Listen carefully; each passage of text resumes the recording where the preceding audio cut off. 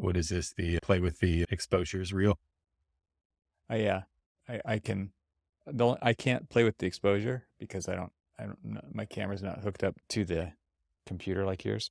But I can change my light from through my phone. So Oh, oh, you. there's like a Bluetooth connection in my light that I can control. Pretty sweet. Well, I can go all old timey and say, Hey guys. hey everyone, see, we're here talking about architecture. See, Yeah, great. Let's get your ragtime look. let's see. Go Why cinema. is my shirt still in sepia tone? How did you do that? How'd you? Wait, are you? No, you're messing with me. Yeah. Wait, what? What just happened? Is this the Matrix? Ooh, Oh, moody. Yeah, this is getting architectural here. Good. there you go. That one looks pretty And good. then I can go. Very, not a bad look. There we go. Coming to you live from our black and from our You look like studios in you're in 1930.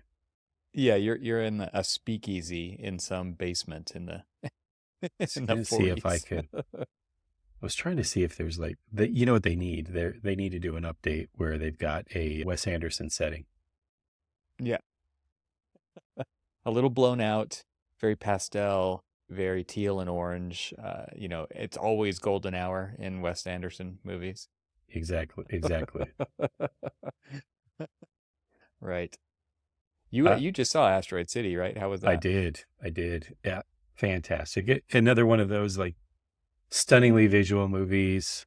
There's a little bit of like typical Wes Anderson oddity to it, which is Of something that course. I enjoy. I'm gonna plug in my computer while we're But talking. there's such a so we're always, if you think about this, and you do, I know, because you were Mr. Designer Extraordinaire back in your Mm. day. Yeah. Yeah, those were the days. The good old Exactly. days. There's always something, in my own personal opinion, there's always something very architectural about his style because every frame is deliberate. Every frame is curated to this is exactly what I want to see. And they're so artistic. I mean, there's just something extremely beautiful about his movies. Yeah. Yeah. And the good thing is that, so I saw it when we went back to DC.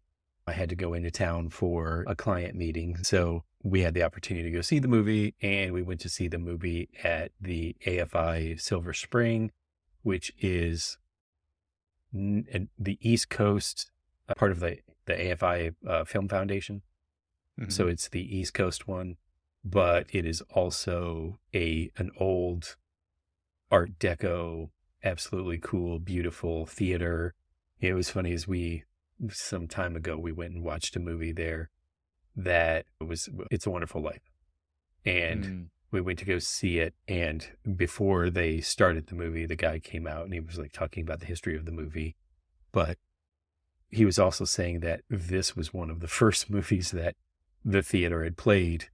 And it's just kind of fun to know that the original was showing originally. We're sitting in the same theater, like several decades later, and we're sitting in that movie theater watching that movie. But it's always kind of fun because it's just got it. I would say that this movie and the interior of this movie theater has got a very Wes Anderson vibe because it's kind of a Grand Budapest type kind of grandeur to the theater. Okay. And so it's fun to watch movies there. I mean, it really is because it's a movie palace. It's back in the day, it's a movie palace. And there's the reverence of the experience. And that's what I love about going to like old theaters like that is like today you got like, it's almost like the Velcro as you're walking across the sticky floor and everything else. Yes. And the seats are uncomfortable, or now they've got the recliners and stuff. But there's Lazy boys for everyone. there's just something about these old theaters with the velour cushioned seats and stuff that just harken movie palace. You got to say hearken when you think about See, when you're thinking back that far. I got to And use you some. have a soft spot for all that really old stuff. I've got a so we're always asked this question. And for some reason, somebody asked me this question just the other day, and I don't really know why. I mean, say, well, if you weren't an architect, what would you be? I'm like, I'm 53 years old. If I'm not an architect, I should be retired. I Yeah, mean, like, I'd be retired. I Good feel answer. like well, I mean, in old architecture standards, we're just coming into our career, right? This is just Yeah, when we right. get You're an started. emerging professional. Exactly. Yeah. Exactly.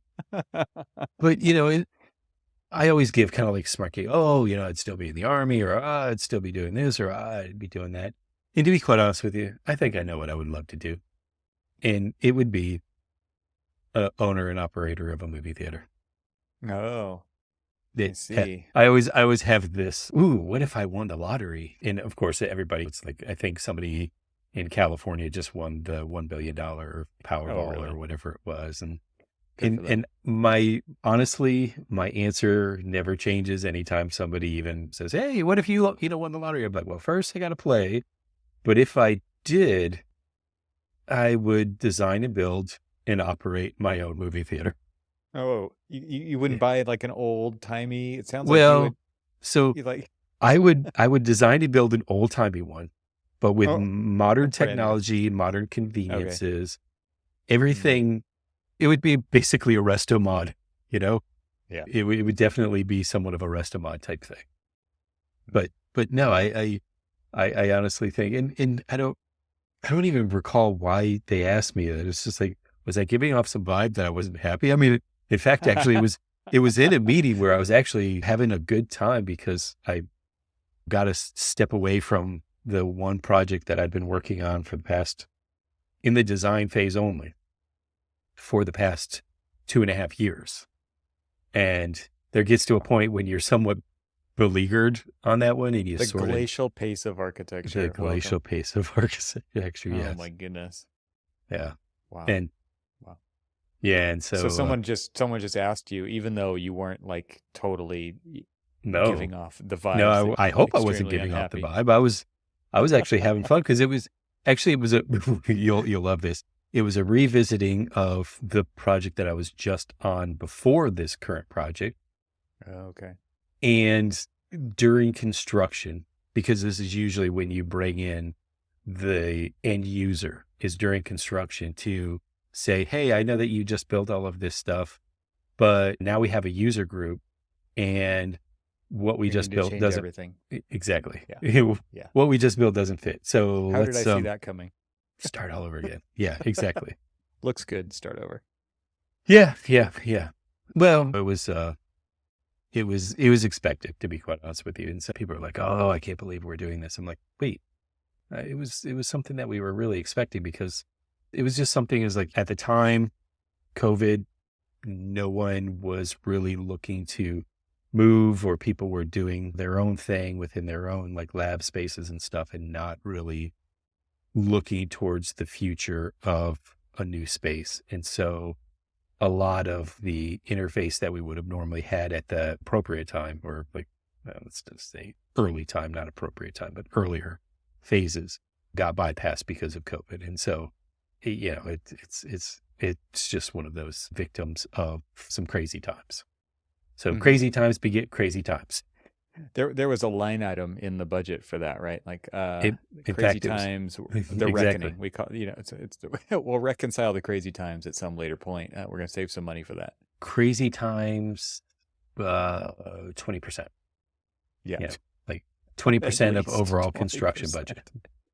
Right. Yeah. Whatever you think it's gonna be, triple it Exactly. Exactly. And because that's what it's. and and to be quite honest with you, now that the new I hate saying the new normal, but the new normal of Oh yeah, the don't say that. extremely high rates for like the long lead times, the escalation in cost, and all of that other stuff. Yeah, I Mm-hmm. mean, those line items are actually growing. We had somebody who had, I say, have the nerve. well, let's just say they had the nerve to say, why is our building, we just did a reassessment of the building and it's costing so much more. Why? And it's like, okay, first of You're all, like, have you seen groceries? has, Like, what? has anybody been paying attention? Gas prices Right. inflate. Like if you start with just gas prices and you go Oh from my there, goodness. I mean, gas prices are going to affect the delivery prices, going to affect the manufacturing prices, are going to affect. And then you just rattle on all of these things. And then they're like, yeah, well, why is our building going to be 30% more or Wasn't 20% that a more? fixed fee? It was a GMP. Yeah. Oh, yeah, yeah, yeah, yeah. It's just like, Right. it's like, you remember Well, that, it is that, funny. go You ahead. look back, I'm thinking back to like all these old meetings, and and there was always the escalation line item, right? Yeah, And it was always some huge number, and you're like, really? And now you're talking about it, and it's like, yeah, really? Like that's a right. real thing. So did they plan for escalation in this project enough? Are you saying they didn't? No, no, they didn't. I mean, because it was just one of those things that they just assumed that cost was going to stay the same, I guess. I'm not sure. Yeah, because like what's escalation normally planned at? Like 10%, maybe 10 or 15%?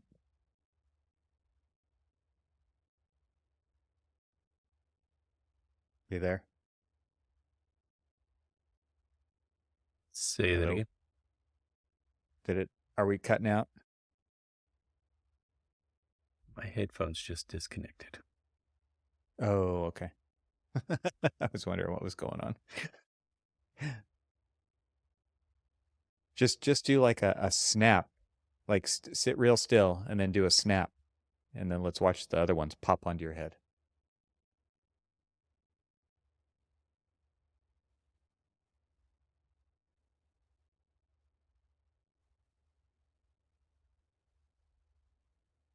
Mm.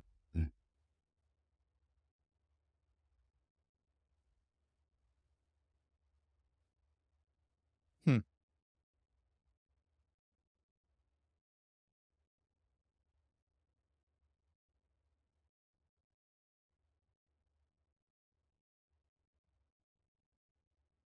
And I can hear.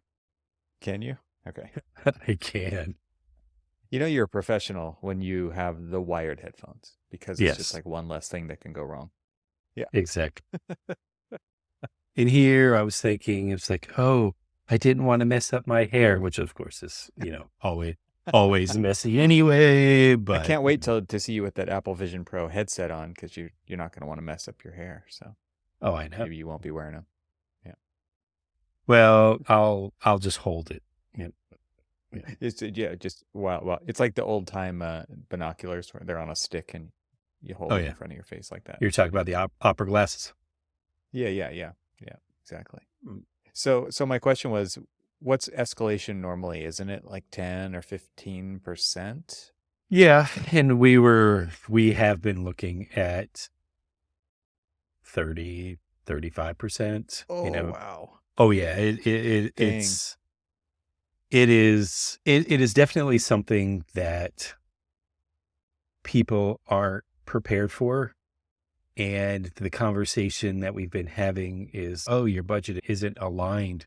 The original budget that we had for this project isn't aligned. And so now you're X amount over. Hmm. Well, that first one was pre craziness of the market. Yeah. And so there should have always been a reassessment or a realignment of the budget. Yeah. Right. A- And there wasn't. And this Wow. is, this is profession wide. I mean, this is a conversation that we're having with everyone, with every architect is having with everyone. I've seen a couple of tweets from a friend of the show who she has been, posting things about like, if projects get completed and things like that, or even if they get started. And a lot of that probably has to do with the fact that at the beginning of the process, you do a cost assessment of the project and you get one number. And especially if a project like stretches out for as long as a lot of these projects, like, I was just saying, design process that I've been working on for the past 2.5 years, we haven't even gone out to bid yet. So, I mean, things would Are, be different. are Yeah. the is the budget on this project from when it gets out onto the streets and when it gets into the hands of contractors, is it going to be the same as what it was 2.5 years ago? No, absolutely not. Should people be prepared for that? Yes, absolutely. Are they? Rarely, rarely. Mm, mm-hmm, mm-hmm. You know, So it, that reconciliation that happens throughout the phase of the project, where are you at with this one that you're talking about? Which phase are you in?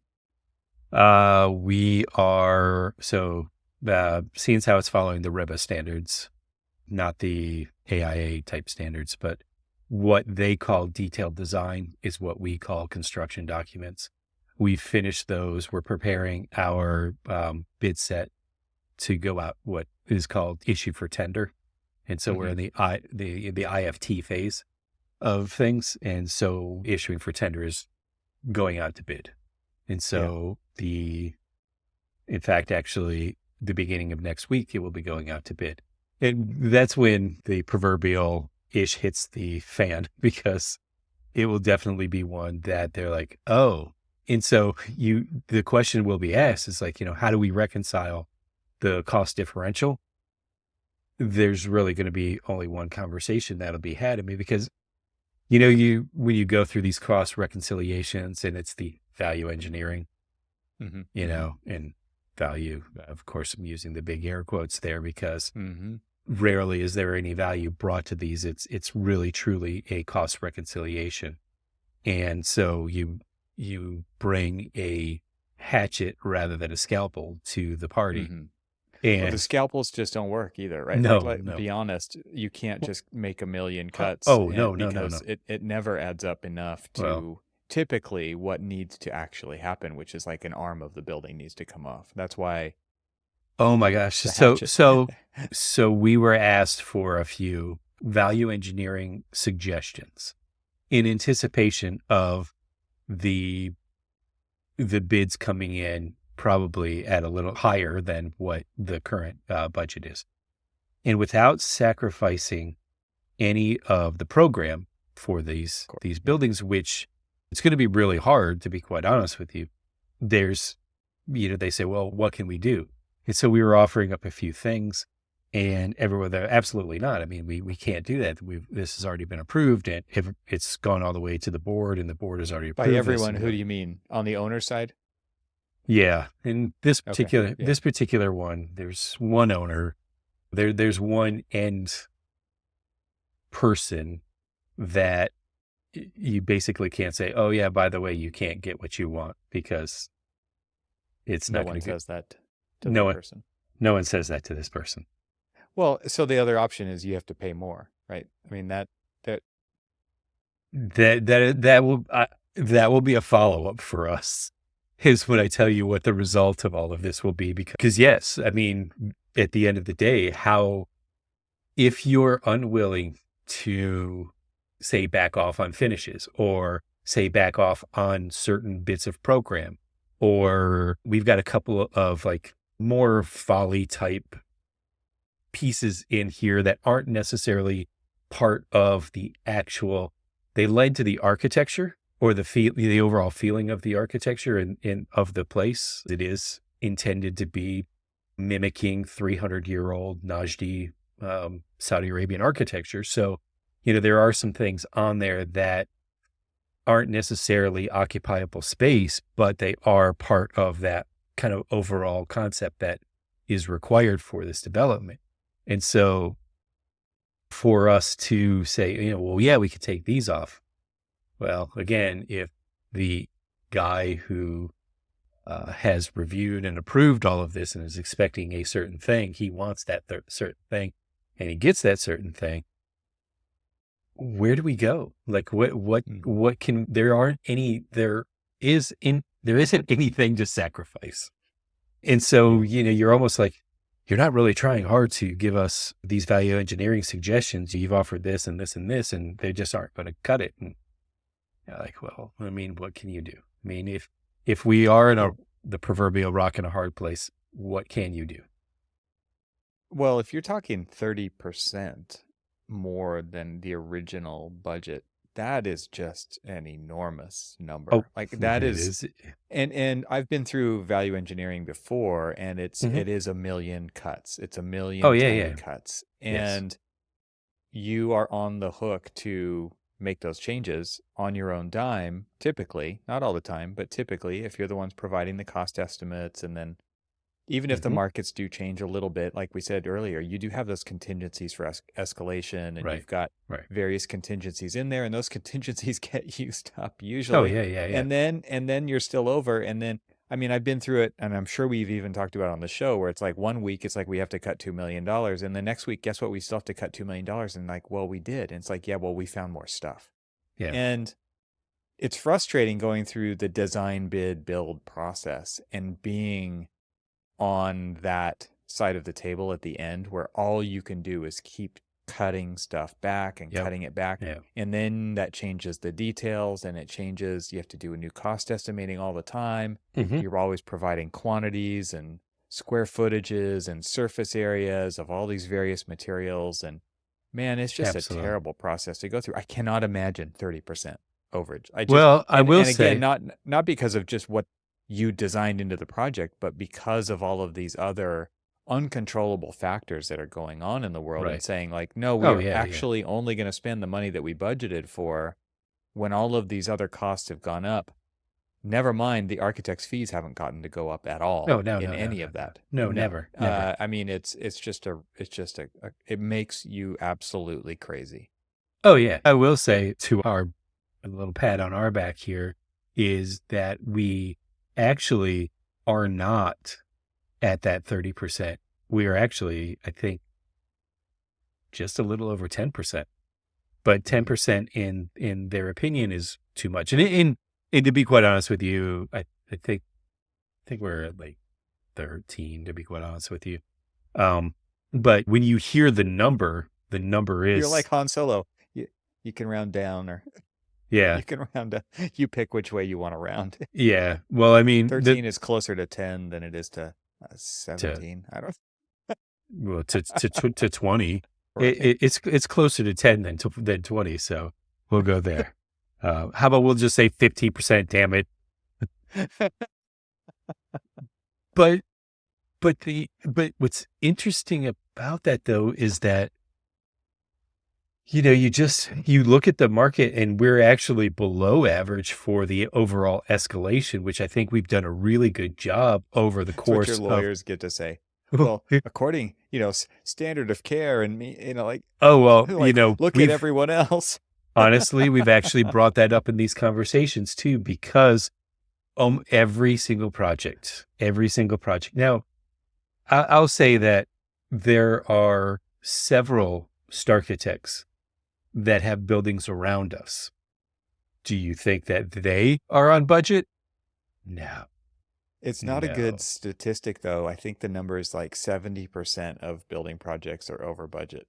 So that's a huge number. Oh, absolutely. That's a huge Absolutely. number. And I think it's because there are a lot of unknowns in these projects, for sure. No doubt about it. Yeah. And there is scope creep for sure all the Hmm. time. Oftentimes that's driven by the owner, the client themselves, Oh, not yeah, yeah. always the architecture side. And so the reconciling is a really tough thing, because everybody wants it to be the cheapest it can be. And at the Hmm. same time, that's not always the right answer. Right. And you're designing a building for how long in the future is that building going to be around for? And you're trying to get the most value for your dollar at the same time, but people are very, very much interested in the first costs, not the operational costs over the long haul. Right. Right. They might not even be there after the next 5 years because they're in some administrative position and they're career hopping anyway. So they're trying to look Yeah. good now by saving everybody the money, and they get that letter of recommendation, and then they're out and Yeah. going to work Look what somewhere else. it's like. It Look what happens all I've the time. done. I, I, Yeah, I look what brought I this. did. I brought this Yep. project in under budget and under time. It becomes And a see you bullet later. point on your LinkedIn profile, like here's a challenge that I had. Here's how I overcame it, and yep, that really Yeah. happened. But also, you were the a-hole in the process. Yeah. Yeah. Yeah. So, I mean, Yeah, that's the world where I'm living in right now, is either in an area where we're redoing something that's already built, or squabbling over the cost of something that has yet to be built.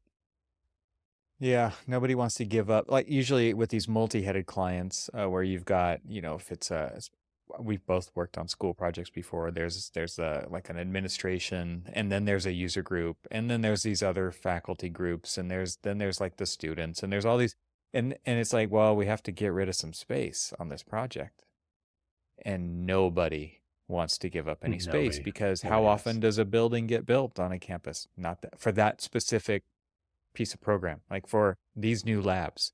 Right. We've never had new labs. We're going to get new labs, but you don't get a new lab. Who wants to be on the receiving end of that? Nobody. So nobody's willing to Right. give up their space. And so now it's like, well, now we just have to look at the whole thing and say, what if we took out all the ceilings? What if we swapped out Oh the my floor goodness, material yes. for that? What if, and, and, and then like, okay, now let's switch the conversation over to judging architecture after it's done. And nobody saw that process happen, and they just Right. say, man, this building sucks because of this, this, and this. I can't Oh believe yeah. those architects did it like that.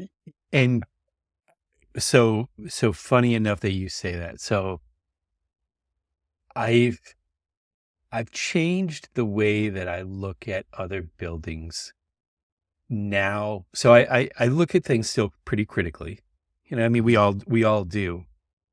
But I used to always say, "Man, that sucks," or why would they have done that?" And now through the Now you've course of lived to those circumstances. several decades of those circumstances has put me in a Yeah. position, it's just like, I bet they wanted to do this, but somebody vetoed them, or they value engineered something, or they did this, or they did Yes. that. Yes. And because I'll be walking around, and I'm sure you do as well, but I'll be walking around with people and they'll look at me, "Oh, you're an architect. Hey, why would they have done this?" And you almost say they probably did something differently, but because of all of those forces that you were talking about, something, something had to go. And every time we do these value engineering exercises for this cost reconciliation, and not real value, we're not, not bringing in that real value. We're just bringing in this kind of like, okay, how do we make it cheaper? Do we spend time looking at structural systems? Do we spend time looking at mechanical systems? No, we always look at the low hanging fruit of the architecture, of the fenestration and things like that. It's like, oh, you've got too many windows. Why don't we cut all those windows out? Or, hey, those are some really fancy doors. Maybe we get some cheaper doors instead of the fancy doors. Or, and it's always this or. And so when you're like, oh, that could have been, you look at something, you're like, oh, that could have been so much better. It was. At one point in time, it was. And then the budget came in, or the bids came in, and they're like, yeah, we still want to build this. We don't want to lop anything off. So, because I remember going through this exercise, K through 12, I was doing a high school, and this was at a turbulent time in the construction industry. And they had asked us, okay, we've got to cut. It was a $45 million renovation. And it's a huge school. Renovation, complete facade redo, a systemic upgrades to all of the mechanical systems. There were, new finishes throughout the building. Well, they come back and they say, we've got to cut $24 million. Go. What are they So cutting? is that off the original budget, or is that the overage? No, that wasn't the overage. That was off the original budget. Oh, They, see. Yeah. But we still want because all of it. they still want all of it. They still Yeah. want it the way that they'd approved it, Yeah. but now they want it for half price. Right. This isn't a bazaar. This isn't a market where you can haggle with them. It's like, okay, so you see those Conair windows? You said that they cost $100,000 a square foot. Can you get them for $50 a square foot? Like that's not the way it works, right? That's not how it works. Yeah. But that's the way people think, is like, oh, come on, you can get that Kohler faucet for half that price, right? Can't you haggle them down? It's like, yes, that's how it works in this world. People do think that. Yeah. Yeah. There was a job where it wasn't anything that I was on myself, but it was another team in the office, and it was for this natatorium project, and they had this job walk, and all the architects went out and nodding and looking around, and yes, yep, looks like we're going to put a natatorium here. And then went after the project, went after the RFP, competed against other firms, won the project, and then it was like, okay, here's the program, here's the budget, and there was a serious error in the budget by it was like an outside feasibility study firm had done this. They had put the program together. They're the ones who created all those documents that everybody had to go by, and then someone in our office realized like there was a huge error in it. And it was the same thing. They took it to the client and they said, yeah, but you said we could still have this whole building. And it's like, Yeah. but the consultants that you hired made a big error, and there's no way to do it for that price. There's absolutely no, but we had already been hired to do it. We had beat everybody else. And now it was like that reconciliation process is just torment to go through. Or you have, good example is current existence, where you have a set program. And so you have a set program with a set budget and of course scope creep. And we're not talking about like a scope creep. We're talking about like 20%. Yet that 20% increase in the scope still needs to be carried under that old budget without any like reassessment of the budget because, oh, we wanted this, we want this, we want this, we want this. Okay, we gave you all of this stuff. Hey, now why is it coming in over budget? Maybe because you asked for 20% more buildings? Yeah. No, the clients never want to look in the mirror at that. No. They don't. They want to they want to blame it on somebody else. And then they're like, okay, well, so how do we get it back to, we'll go back to this cost reconciliation. It's like, how do we get it back to that? Well, we cut 20% of the building off. Oh, well, we can't do that. Well, then, yeah. Guess what you got to do? Great subject. That's great. Yeah. I don't even know if this is what I actually intended to talk about. But these are the realities of working in the profession on real projects, getting real things built. These are the challenges that I'm going to tell you, I'm nervous about it going out to bid and seeing what the numbers come back as. Because you don't want to see those numbers. You know what they're going to be. And we've already done our own we've done our own internal BOQ, bill of quantities, and we've had other people on the client side do a BOQ as well, and we've matched things up and somewhat close in the numbers, and the numbers still aren't looking favorable towards the overall budget. But if you look at it versus what it's going to probably be in an ever-changing, ever-escalating market, even then, there's going to be contingencies. Like they're not going to guarantee the price because the prices are all over the place. Right. Exactly. Jeez. Exactly. Jeez. And so it'll be interesting. It'll be interesting to see. It is amazing that anything gets built ever. Going back to that comment, it's just like it really. The tweet that I saw earlier's comment is that it's really amazing that anything gets built because of all of the other factors that no one ever really thinks about. If we just think about just the architecture, just the way it looks and how it goes together and all of these other things, that's just like that's a small part of the overall influence the of easy anything. Part. Exactly. Honestly, that is. I mean, like designing and detailing out the building really is the easy part. Designing and detailing out a building that meets all of these different criteria, whether it's LEED or Amsterdam or all of these other like sustainability practices that we have to go after, and whether or not it fits the budget, whether or not it fits, this, that, or the other kind of constraints. And it was thinking about the other project that I was telling you about, and there was 5 different committees that had a say in its design, its operation, its program, and all of that other stuff. 5 Wonderful. different committees.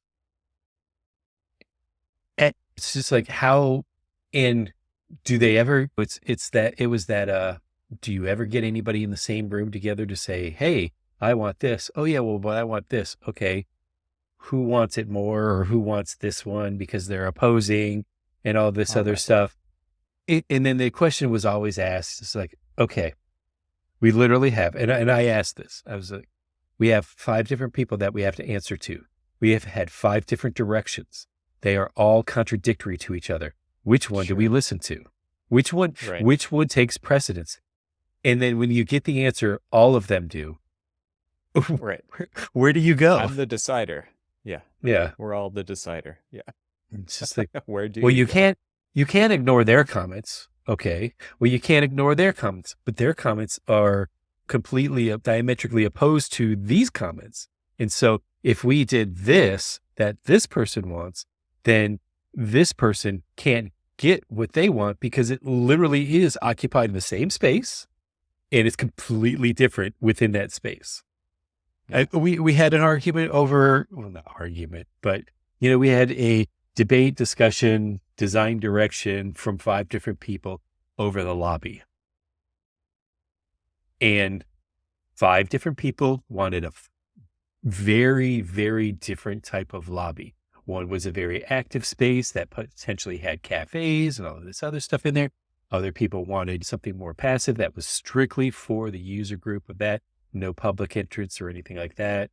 There was all these different things. And where this building addition and renovation was a key new entrance on a side of this overall campus that, I guess I can say what it is. It was a medical research lab building for Hopkins Hospital that Hopkins University or School of Medicine is going to be using, not will be, is going to be using.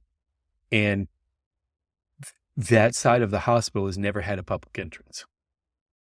And this is the new public entrance for that side, but it's not a public entrance so every hospital had their idea, the School of Medicine had their idea, the Board of Trustees for the hospital had their idea, but the Board of Trustees for the university had their idea.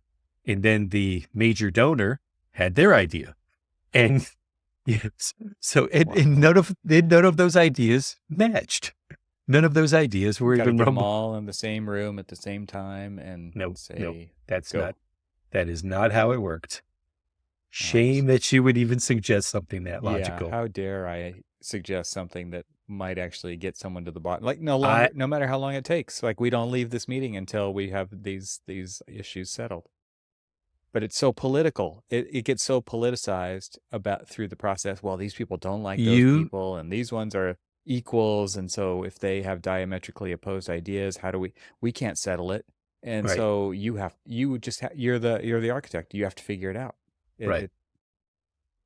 You just said something that when I was in the office last week, somebody was saying something and I said, well, that's architecture. It's politics. And it really is. I mean, there is more politics than people would really want to admit to in architecture. Yeah.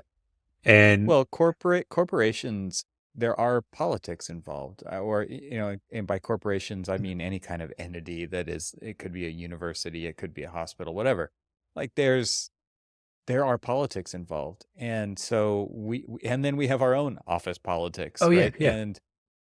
But when you're the architect, and when it's a single family residence for a family, there's politics there too, and a lot of times it turns into counseling, right, from the architect to work out these issues and try to make decisions, because our goal is to make decisions and get those documented so that the thing can get built. And if people can't actually decide something, it just becomes this unending loop, and it's of frustration. So speaking of politics, I can't say too much just because it's not a I'm probably going to say more than I need to, Well, and I'm you get can black edit the bagged, show and yeah. and I'm going to get black bagged in something. But we had a project, or we have a project that we are working with a client on that I guess I could at least say this much is like had had a representative of our company accompany them to Capitol Hill. I was that representative. I have Yeah. no idea why anybody would have thought, hey, let's have the sarcastic one go head to the hill. But sure It enough, has to do with experience. Yeah. I really hope that I can, as things develop in the future, I can talk a little bit more about it. It is an amazing project, and to be able to sit in a chairman of a committee of the House of Representatives, the U.S. House of Representatives, and pitch them the idea, be there as support for the client to basically back up, be their backstop if there's any questions that are asked that are specific around the planning and the design of this particular type of project that is really intended to be a project for a lot of different uses and be development for all sorts of things. And I'm being cagey for a reason because I don't want to hear any helicopters and be drug off into this thing. But what's really interesting about it is just this.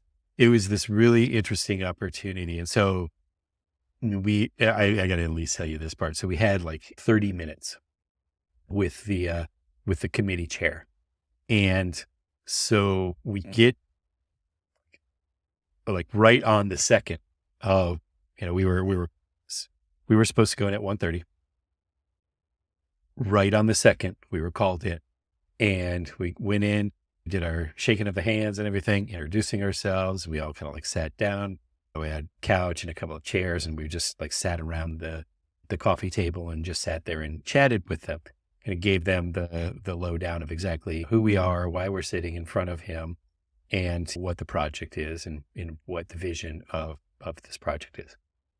So, but as we're going in, we hear bells going off. They had moved up a vote on the House floor. And so all of the chairman and like all of his staffers were sitting around, and they were like looking at their watches and their clocks. And where I was sitting, I was looking behind his shoulder, and behind his shoulder was a flat screen TV, which had C-SPAN on it, and they were showing the live vote going on. Live feed, right. And it had a counter on it of saying how long you had to, like, how long the vote would be open. And so, of course, we didn't get our 30 minutes. We got 13. We basically had to take an entire 30-minute presentation and question and answer and compress it down to 10 minutes because we were in there for an official 13, minutes. But good part, at least a minute and a half was, shaking hands and, introducing ourselves. The last minute and a half was us shaking hands and thanking him for his time. And so we had 10 minutes, which I will say I was thoroughly impressed at how like he was very focused, very attentive, listening to it, engaged, knew exactly like a lot of the different legislation that would, have to be a part of this project moving forward, asked some amazing questions. We got to engage a little bit with kind of it, but again, everything was like very compressed. But it was really interesting to like say that we were in there, we were going in for 30. We only got 10, but that 10 was it was the most condensed, but most concise and very thorough 10 minutes in my architectural career. That's how the Because whole government works, Cormac. It works that well. I will say that the interesting thing about it was we went in for a specific ask. We ultimately summarized everything with that ask, and a decision was made to at least move forward with, like developing legislation and things like that. which was really, really interesting to see how quickly, and no, clearly we know that it doesn't work that fast and it doesn't work that concise, It's a well-oiled machine. but it was just really interesting to just kind of like see it. And so, you know, here we are, and then the guy bolts out, and he's literally got 6 minutes to get. So we're in whichever, like the Cannon House office building, which is across the street from the U.S. Capitol building, and he had to get from the Cannon office building to the floor of the Capitol building to do his vote. He had 6 minutes. Now, It's like a granted, passing period. Yeah. well, the good thing is that he took the elevator down to the tunnels and took the tunnel straight across, and the tunnel leads you basically straight to the House floor. And so he made it in time. He had He had 6 time minutes. to stop at his locker. He had time to use the bathroom. He He was- had to get from English to math on the other side of the street. Exactly. You know, exactly. Yeah. And make sure that, you know, he brought his trapper keeper with him. Right.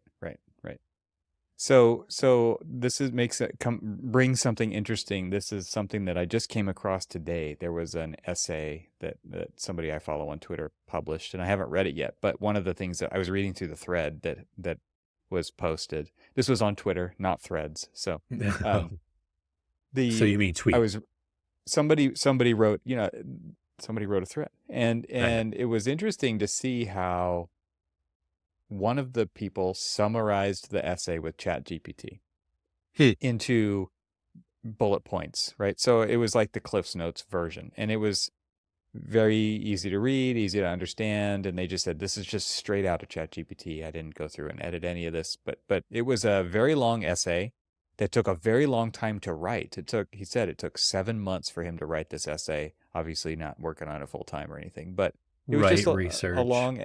it was about like how to structure your life and what to pursue. And so it's kind of these big overarching ideas, and ChatGPT did a pretty good job of summarizing it. And so then he came back and he said, wow, this is really interesting because I haven't really thought of this before, and your project ties into this, which is compression, the idea of compression. I wonder how well my ideas compress, and meaning, so how long is the original? How long is the summary?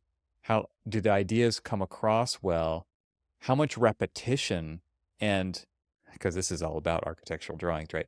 We don't ever just say it once in the right place. We kind of say stuff all over the place, and we do all these extra things, and we have these extra views and these extra vignettes and these extra renderings and these extra drawings and all this stuff. And so you think about compression. And so you had this presentation figured out, and then you were forced to squeeze it down and say the important stuff.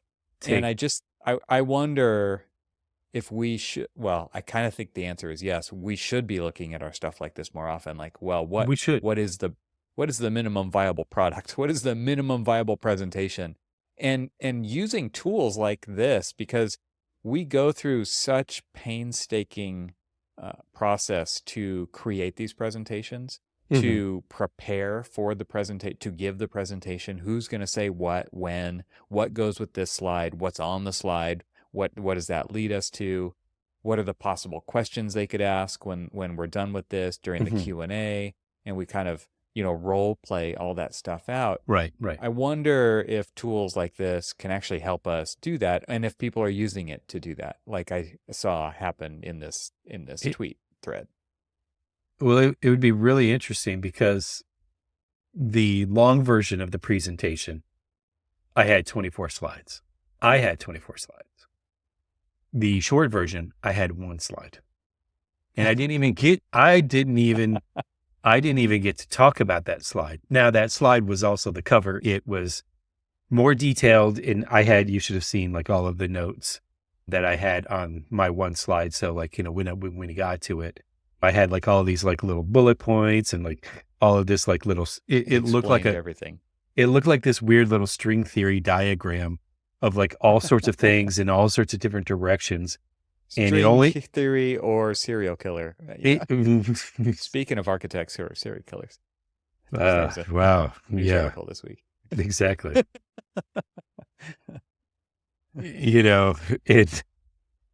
I'm not even going to get into that one, but Right. Yeah. yeah, Fine. but no, it's just what's interesting about that in a very kind of not so funny haha way is how so many architects are like, yeah, I could see that. Just like, oh my Lord, are we that bad? Are we that bitter of people? Turns out. Be like, Yeah. but no, I don't even know where I was going with this, the string theory of Well, things. you said you had Well, one slide and you had all oh, this stuff on it. but to your point is just like, when we realized that we were going to really just have to be compressed about this, and we had already made the decision before we went in there, when we still thought we had the 30 minutes, that it was really only going to be like one slide for me, one slide for someone else, and one slide for someone else. And then there was like a few slides. And then there was kind of like a preamble of like who we are, why are we there kind of thing. And then the rest was opening it up for questions and of a grilling about what was next, what was to come next. And so, but it was interesting. It's interesting you say that, because everybody's just like, oh, well, you just had one slide. I mean, how long did that take? Well, I'll tell you how long that one slide took me. 3 weeks. That's how long that one slide, everything that I did that was on the 24 slides, which were just basically kind of an expansion of that one slide, all of that stuff was still put on that one slide. Every bit of my multiple meetings per week with the client, going over and talking about things, and all of the different developments of all of the different types of things that we were putting on here. And I'm trying to like make sure I'm not saying anything specific, but everything about what I was doing, there was a lot of work. There was a lot of work from a lot of people that went into these slides that then got condensed to one slide that then basically got condensed to just a few words. When we go in there, that it kind of goes back to what we were talking about in episode 300, when we were with the guys and we were talking about, kind of like the value of architecture. I mean, we always go in there with so much stuff to prove to them that we've been doing something, right? Right. Rather Proof of than the work. fact, exactly, we always say, oh, well, somebody actually had criticized, why do architects do this? Why did they go in with like 3, 4, 5 different concepts, and they go and they pitch all of these things, but they're really only going in there to pitch one concept, but they're showing all of these other ones. It's like, well, we tried this, and then we tried this, and we tried this. But what, what all of this taught us was that we really felt like this was the right one. And so here, let us talk about this one. And they were like, why did architects do that? Why did they spend so much time showing everybody? And it's because nobody sees the process that it took us to get to that one was so much more than just that one. There was so many different iterations. The joke that I made of like all the different babies of all the different ideas on the floor. We always have to we somehow, some way have got it built into our system that we have to prove to them that when they say, well, did you think about this? Yes, we did. See, I already showed you this. Or yes, we did. I showed you this, kind of thing. It's like, Yeah. Right. And I've always questioned that too. It's just like, why don't we go in there with what we can carry a big old pile of other things that we have done that we may not ever show them unless they say, well, have you thought about that? It's like, oh yeah, well, we kind of looked at it this, and here's this one that we had talked about. But as you can kind of see here, this led us to this, then led us to this, then led us to what we're showing you. And they're like, oh, okay. But we're always having to say, it's like, look at us, we've been working kind of thing. And it's just like, why do we do that? So it goes back to, I'm sure there's a good story out there from some old architect who walks in with a giant pile of trace, but only shows one drawing. Right. It's like, this is what we've been through. We're not going to talk about that. We're going to talk about this. This is the one thing. Well, yeah, and that's the thing, is that goes back to your trying to make things a little bit more concise, a little bit like, how do we distill it down to the idea and present the idea instead of presenting the idea but then all of the trail that led to the idea. It's Mhm. like, oh, and on the way, we saw this bird in the tree and it was tweeting at me and I tweeted back at it. It was just like, nobody needs like, it's like if you've ever been down south and they give you directions and they're like, oh, you go down the road and it's about 2 miles down, you're going to see this house. And you're like, okay, well, what do I do at this house? Oh, no, don't worry. Just keep on going past this house. We're like, well, why are you telling me about the house? I don't need to know about the house. I need to know, where do I need to turn? Is it 3 miles down the road? Oh, no. Well, 3 miles down the road, you'll see this general store. You'll see this truck parked out there and you go over some train tracks and then you'll do this and you do that, and you do this. And then you'll see this kind of like fork in the road and you go to the left. Like, why didn't you just say, drive down the road until you see the fork in the road and then go left? Boom, you were done. That was it. Sure, Cormac. I'm pretty sure that you just described how an architectural drawing set works. That's exactly, that's the point. That's how architects go into their presentation, go into their documents that they prepare for construction. All of this stuff is literally the southern directions for how to find Evan's house. How to get to the house. Oh my gosh. Yeah. Start at the floor plan, go to the section, go to the wall section, go to the call out, go to the detail, go to the specification. Yeah, and it's like, oh, here it is. Here's that information. It only took me 18 steps to get here. Mm-hmm. Great. So you bring up a good point, because we were actually going through an effort to kind of reorganize some documents. And they're just like, oh, well, we're used to seeing it this way, you're used to seeing it that way. And you look at it and you're like, well, that's a really convoluted way to get to like the information that you're trying to present. And so that's kind of like whatever. But so when I was kind of solo, not kind of solo, when I was solo and I was doing documents on my own, I set up my documents by absolutely no standard known to humankind. I set them up to a standard of what I felt like was a logic way to get from point A to point B as quickly and concisely as possible by providing documents that led you to the solution as quick as possible. And I want an example. I would love to show these. I would love to. Well, it was the E.O. Wilson Biophilia Center. I had a set of documents from Sam Mockbee, and this set of documents was so beautifully drawn, but it was so simple to literally get from point A to point B. And I patterned a lot of it after that. In fact, it was kind of the inspiration for the design of the project. It was somewhat of an homage. He had just recently passed, and I'm not going to get into it, but it was just something that as I was working through it and coming to a design solution, I was doing a lot of looking back at a lot of his projects and kind of like the regionalism that he was working on.